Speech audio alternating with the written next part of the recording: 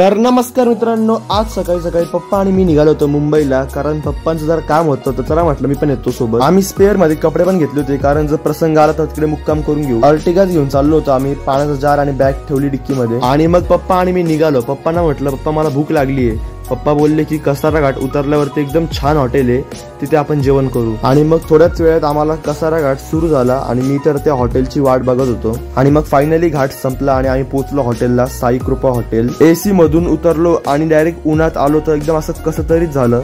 मग आम्ही मस्त दूध शेव भाजी भाकरी ठेचा मस्त मागवलं आणि जेवायला बसलो। आणि इथलं जेवण म्हणजे जेन्युइनली खरंच खूप भारी आहे, मला पण खूप आवडलं, एकदम भारी लागतंय। आणि मग काय जेवण झालं आणि आम्ही थोड्याच वेळात एंट्री केली मुंबईमध्ये। 4:30-5 आम्ही मुंबईमध्ये पोहोचून गेलो होतो आणि पप्पांचं जे काम होतं ते होतं फोर्टला। पप्पांना म्हटलं तुमचं काम करून घ्या आणि मग आपण मुंबई जरा फिरू। मी तर कंटिन्यू विंडोच्या बाहेरच बघत होतो, कारण बाहेरचा व्ह्यू इतका भारी होता ना, मोठ्या मोठ्या बिल्डिंग, समुद्र, खूप भारी वाटत होतं बाहेर बघून। पप्पांचं फोर्टचं काम झालं आणि आम्ही मग आलो मरीन ड्राईव्हला।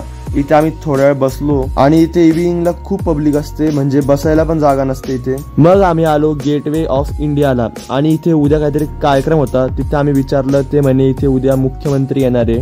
मग आम्ही पायी निघालो फेमस वडापाव खाण्यासाठी आणि इथे वडापाव घेण्यासाठी चांगलीच मोठी लाईन होती। आणि मग वडापाव टेस्ट केला, वडापावची टेस्ट एक नंबर होती, म्हणजे इतके वेळ लाईनीत उभे राहिलो ती वरतीच होतं।